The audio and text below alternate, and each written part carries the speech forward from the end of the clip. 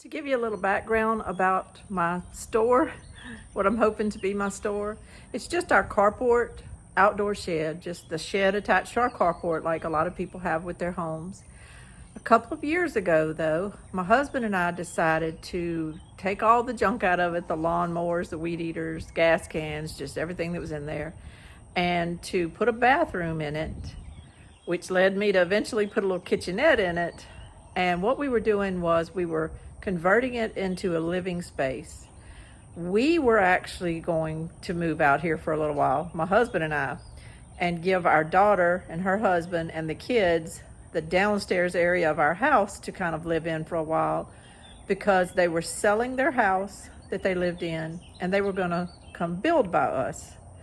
We were giving them a piece of property on our property, annexing off a little piece of property, and going to give it to them, and they were actually going to build a house and live here. So that's what we were doing. So we worked all of the fall of 2020 on this. So what we did was we gutted the bottom part of the shed. We took the sheetrock off from about 4 foot level down to the studs. We inserted insulation up into the walls, and then we just started a whole lot of work of making a little raised platform so that the bathroom would be high enough to have a drop on it for the sewer. I had to work with the plumber to get a sump pump sewer installed outside. We had to build cabinets. I built kitchen cabinets to go in there. We had to put in an area for a shower. It sounds like some expensive, huge project, but we tried to do everything really on a budget. We did all the labor ourselves, but I tried to do everything like I usually do, get organized, buy everything up front, have everything just sitting here whenever the plumbers and all were here, and just run the project really good. As it turns out, our kids decided not to sell their house and not build here. That was one decision, so that's fine. My husband said at that point, why don't we just dog this off? Why put any more money into the shed if they're not going to be living here? So I thought about it, but then I said, you know what? We're just going to go forward. We're just going to move forward, because what good does a half-done shed do you? If we had not gone forward and just finished it out to where it was a different type of space, then what would have happened was we would have just spent time and money, and a bunch of junk would have ended up getting put back in here. If the bathroom wasn't functional, if the little kitchenette wasn't working to where we could use it for an outdoor kitchen, if it wasn't set up to where someone could sleep out here and live out here if they needed to, then I can tell you, I guarantee you, it would have just evolved right back into a storage shed, and everything would have been for nothing. So my decision that I kind of talked him into was, let's just push forward. Let's just get her done. Let's just get her done. So, and I told him at the time, I said, you never know what's going to happen, and we may need this living space. So it'll get used. We knew it would get used somehow. So that was the plan. Well, my husband ended up, right around the time we were getting close to finishing this, we didn't have the flooring in, and there were a lot of little things that needed to be done. But that's when he went down with the stroke. January 22nd of 2021 is when he had the stroke. It was freezing cold after his stroke. We ended up having an ice storm and all that stuff. But I went ahead and just kind of said, I need to get this done. I need to get it done while he's still at the hospital at night, and I was having to come home at night because they wouldn't let me stay. So at night, I kept going in there and doing punch lists, and then some great friends of ours came and laid the flooring for me.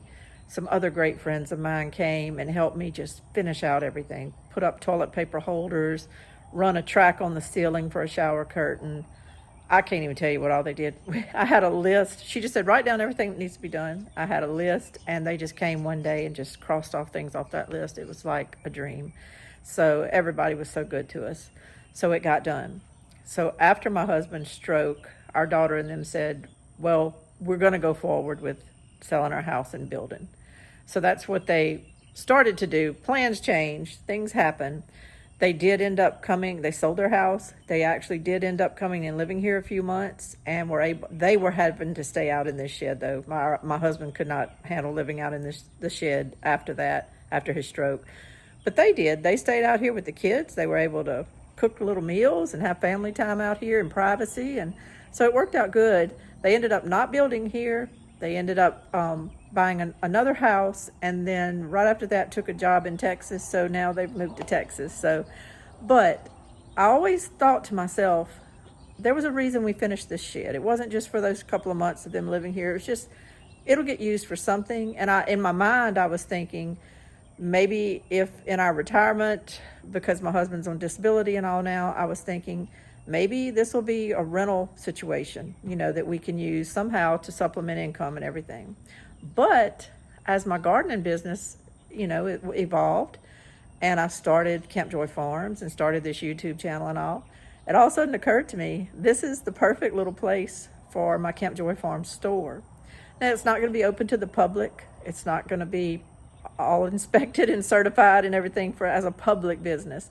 It'll just simply be a little area that I can keep vegetables cool in, that I can sit out here at night when I'm shelling peas and doing things like that, so that I'm not constantly going in and out of my house. This shed is nearer to the garden than walking all the way through my front door and going to the kitchen. So I've got a sink out here. I've got refrigerators. I've got freezers. So it's like, why not use it? Why not put it to use for Camp Joy Farms? And when people come up to buy things, they can come here to this little shed, and I can meet people out here, and it'll keep the traffic down in and out of my house. It has a bathroom should anyone need that while they're up here. And we can just sit on the carport and visit, and I can talk to people, and it's just going to be a nice little place to be able to sell things and all. So I want to take you inside. I'll show you what I had done so far just to get it ready to be a livable space. There's no furniture in it right now because our kids moved out and everything, so I haven't really done anything with it since then. But I think as we go through it all and I tell you about things, you'll see and maybe agree with me that this could work out. This could be something, a little store, Camp Joy Farms general store. So we'll see. Come join me. Okay, our outdoor shed has double doors going into it, but I'm only going to be using this left-hand door, and I'll show you why. This is the shed. It's technically 12 foot this way by 24 foot this way, but that's the exterior measurements. I think it's about 11.6 by like 23.6 or something like that whenever you take out the studs and all that stuff. The reason that we're only using one door to come in and out of, just going to use this door, is because we put a refrigerator in front of the other door. It seemed like the best thing to do space-wise. We were actually counting on just having a little under-the-counter refrigerator, just like a little mini fridge or something right there. But my husband's work, before his stroke, they got rid of this refrigerator and they told him he could just take it home with him. So it's got the freezer at the top and the fridge at the bottom. It's perfect. I'm going to show you this end first. There's little things here, there, and yonder that I'm going to be moving and using, but I left them where they were just to kind of show you one by one what's going on. This, if anybody's watched my videos, you would recognize, is the little shelf that I just started all my plants on. That was the shelf that was in my kitchen that I started all my tomatoes, eggplants, and peppers on. And I don't really have anywhere else to put it, so I brought it out here yesterday. And it's an older shelf, but man, it came in handy for me. But you see, it's got some little stains on it like that. I went today and I bought 2 cans of white spray paint, and I'm just going to take it out in the yard. It's rainy today, but whenever it dries up tomorrow or something, I'm just going to take it out there and hit it with those 2 cans of Rust-Oleum spray paint and make it really bright white again. I think it'll be fine. Exactly what I'm putting on this shelf, I don't know, but I know it'll come in handy. I have my DeWalt drill kit here, and this is the hardware from those grow lights that I used. I saved all the chains and everything that were with the grow lights. I didn't end up using any of this on these shelves. I had just drilled the holes in the end and I ran string through them and some metal string, and that's what I used. But anyway, I saved all these chains and things that came with them because those grow lights were originally meant to hang from the ceiling and be shop lights. So that leads me to my next thing. When you walk in this shed, I have a light hanging up there, but that's the main light. At this whole end of the shed, there's no ceiling lighting. There's none. Now, when I designed it, you can see under that table, there's 2 white receptacles. I designed it to where if you put a bed, say between those receptacles, a queen size bed, and then you could put a nightstand on either side of the bed and plug in lamps. So at this end of the room, there could be lamp lighting. That was the idea. So obviously I'm not gonna have a bed in here. And I thought about just getting some lamps and plugging them in and putting them at these ends of the table, but then your lighting is kind of here facing down, and I just wasn't sure if it would really highlight the vegetables very much. And I think no matter, even though it's a little shed store, it's a little business, I do think if I can make everything as nice as it can be as far as lighting and presenting it to customers, that can still help my sales. So what I'm going to do is, instead of storing the grow lights that used to hang from these shelves, instead of storing them, what I'm going to do is I'm going to hang 2 of them, like a 4-foot one there and a 4-foot one there from the ceiling. I'm going to hang it down a foot or so, and so they'll be high up above the vegetables with that 500 lumen light. I'm going to see if it'll work. I do understand that maybe when you walk in, it might blind you or something like that. But I'm going to see. I'm going to see if I can hang it at such a level that it'll really highlight the tomatoes. I'm thinking those tomatoes, because I have different varieties, from the ones that are going to be like a deep purple color, the Cherokee purples and the Paul Robesons. Then I'll have Kellogg's that are yellows and oranges, Dr. Weeshies, and just your regular red tomatoes. And I'd like those colors to really be seen when someone walks in. I don't know. I just think I would like it to really be seen.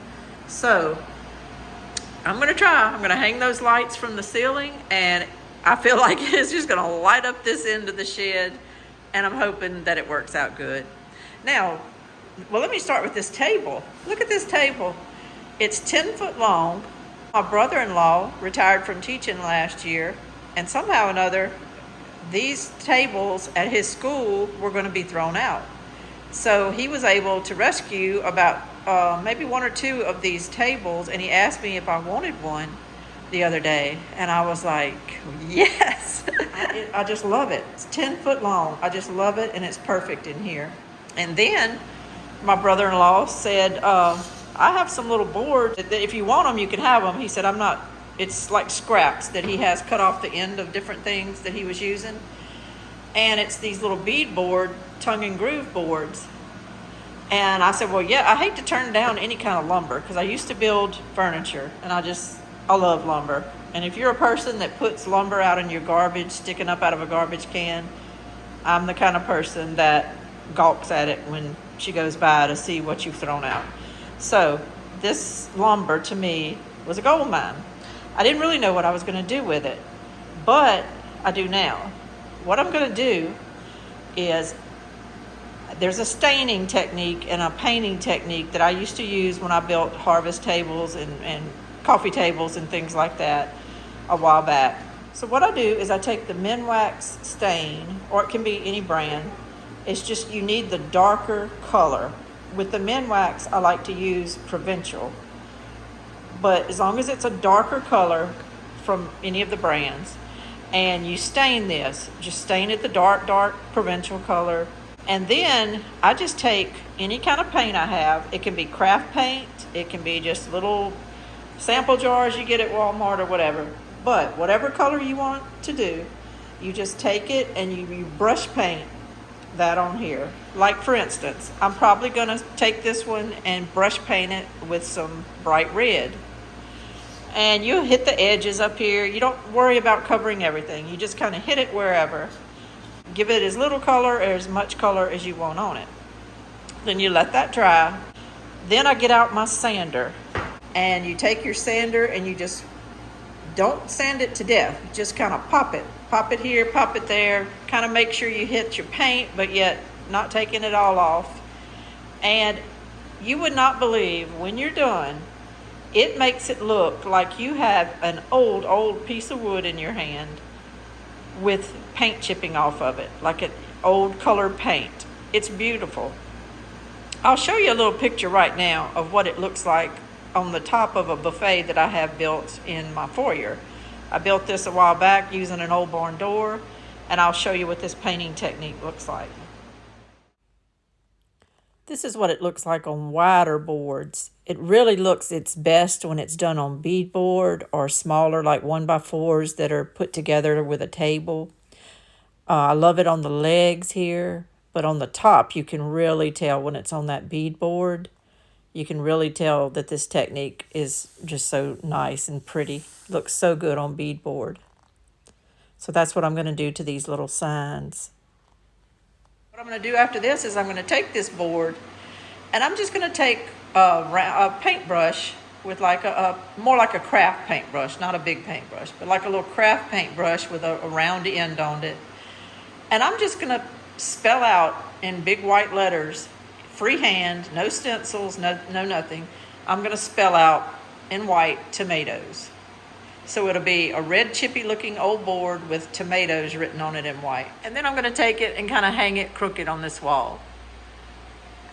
And then I might take the next board and paint it green. I'll stain it the same way with the Provincial dark, and then I'll paint it, say, a pretty antique looking green. I'll sand it, make it look chippy, and then I'll take the same white paint and I might paint the words green beans on here. So I'm going to keep doing that. I have a smaller board right here. I'll stain it, paint it with some yellow paint, sand it and make it look chippy, and then I'm going to paint on here corn. So my vision is to take those boards, and on this end wall here, I'll have maybe 5 different boards on there that say like tomatoes, green beans, corn, and they're going to be at all different angles on that wall. And I just feel like it's just going to, when you walk in, it'll set the tone for this being a vegetable room. I could put another sign, say right there, sign or 2 there. I could even put one above the refrigerator there or something, so that when you walk in, you'll get this feeling of everything I'm selling: okra, green beans, corn, tomatoes. I can do one with squash, you know. I think it'll be fun, and I can get that done in a fairly short amount of time. That shouldn't take me very long to do that. This section right here, I can't fool with too much. I only have 1 plug in this building that will handle the air conditioner. This is a mobile air conditioner. It does a great little job. It's on right now. But it'll plug into that plug that's behind the refrigerator, and that's the only place I can plug it in. And it's vented to the outside, so that's where the vent is. So that has to stay there. This is my freezer. It's actually my son's. It was part of his Christmas present that he wanted in case he shot a deer or something. But right now, nothing's in it, so this will be a help to me to put green beans, cowpeas, whatever that I need to put frozen to sell. That'll be a very big blessing to me. Now, as you go around, you'll see the bathroom area, which is exposed. There was not enough room in here because of this back doorway. The shower barely kind of fit over there. So there was really not room to put a walled off bathroom. It would have involved having to do all separate lighting over there if we walled it off. It would have involved having to do something different with some air conditioning because it would have been cut off from this air conditioning. So we're not millionaires. It serves its purpose. It's exposed, but if you lived in this little room, if you rented it and lived in here or something, you could just lock both of these doors and have your privacy. Plus, we put a track on the ceiling that does a curtain around it so that you can pull a curtain around that area to have some privacy while you go to the bathroom or shower if you need to. So it works out good. Behind this curtain, I had just enough room to build these shelves. I try to take advantage of every little inch that I can when I'm doing something, and this was perfect for building these shelves. And this will come in handy too, because I can use this space if I need to store extra things for my business. Now let me point out too, and I highlighted it with molding, is we had to build a little raised area, but you have to do that when you're putting a bathroom in a situation like this, because your water and your sewage and all has to have a drop, like a drop in level, to be able to go down into your system and everything. The only way to avoid that is to drill through your slab, and I didn't want to go that direction either. So we had to build this little raised area. Now when people come over, I really don't want people to have to deal with this raised area. So what I'm going to do is I'm putting a little table right here. I actually have like a small version of those white banquet tables. It's not lovely or anything, but I will put a tablecloth over it. But it's actually shorter than a regular table. So I use it like as a little kiddie table at Thanksgiving. And it's about, I think it's about 3 to 4 foot long. But what I'll do is I'll set it right here up on this level, which will make it table level. And I'm going to use that kind of like a little checkout station. That'll be a good place to weigh vegetables and to check people out. So it'll also block off the ability of people to bump into this edge and possibly fall down or something like that, which is easy to do when you have a little raised area. So what I'll do is I'll have this table all the way to the edge here, and it'll just kind of be to where you walk up to it, but you don't walk past it, you don't hit this edge.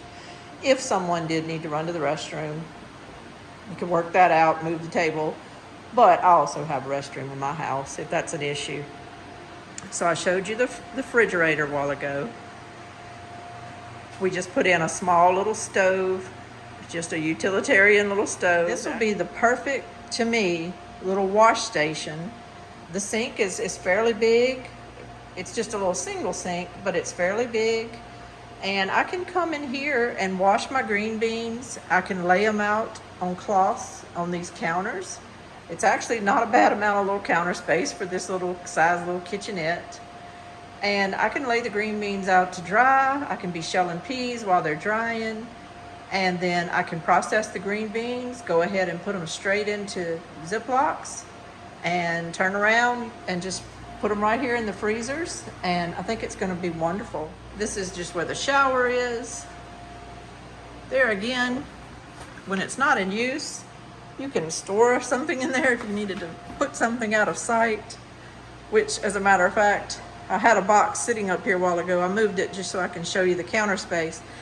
But it's a big old box of 480 of the plastic clamshells containers, like you buy when you go to the store and you buy cherry tomatoes. They're usually in a little plastic, they call them clamshell containers. So I bought those because I do hope, if everything works out, to have a lot of cherry tomatoes to sell people. So I would love to know what you think. I'd love to know if you think my little space could be made into a cute little store. I'm even considering putting a chair or two here to where if I want to sit in here and talk with somebody when they come up. Right now, with my situation in life, with my husband, taking care of him and his situation, since this is just going to be a business where I'm selling to family and friends, maybe people my mom knows at church, people like that want to come up, I want it to be very informal, and I want it to be friendly, and I want it to be a nice place that people can come and buy a couple of tomatoes, buy some green beans, but also get some talking, get some news, get some attention, and just sit around and enjoy their visit up here. So what do you think? Couple little chairs here? I think so. I think so. And with the chairs I have outside, we can sit outside if it's a beautiful day. And I really, really tried to make this just a little beautiful environment out here. I hope I succeeded. I'd love to know what you think. Please let me know. And I'm going to keep you up to date. Of course, I will show you when I get all my little signs painted, when everything's done. I will definitely give you the final tour of Camp Joy Farm store. Well, we toured the inside of what my Camp Joy Farm store may be like, but the outside needs some work too. Now, this is the little area that's my herb garden, my little cottage garden on the side of my house. And I've already worked on it and got it straightened up. It's clean, it's planted, and things are coming up. So that part I'm not worried about, but there's other parts. This part used to be weeds up until a couple of days ago. I weeded it completely, but now I need to get me some little ground cover plants to plant in here or some rocks. I need to do something with that area. Underneath my carport needs to be cleaned off. It just accumulates things like everyone else's does. My little grandson's car is fixing to go to Texas, so that'll be taken care of. The swing that's on the ground was put there because of a storm the other day, but I need to hang it back up. And then I have these 2 rockers that my daughter gave me. They didn't want to take with them to Texas. And they're great, but they need to be freshened up. So I'm going to stain them the same way I'm staining those signs in the shed. I bought a quart of white enamel exterior paint, and I'm going to brush paint them with that and then run my sander over them and give them that same distressed kind of chippy look that the signs have inside. So I think that'll make a good little sitting area outside if I have these 2 chairs. The swing is painted a pretty color green, but it just needs to be hung back up on those hooks that are up there. As soon as I can get a ladder and get that done, probably do that really easy myself.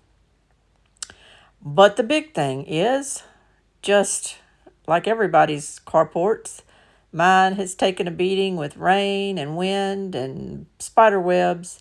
So that is a project that I need to get done.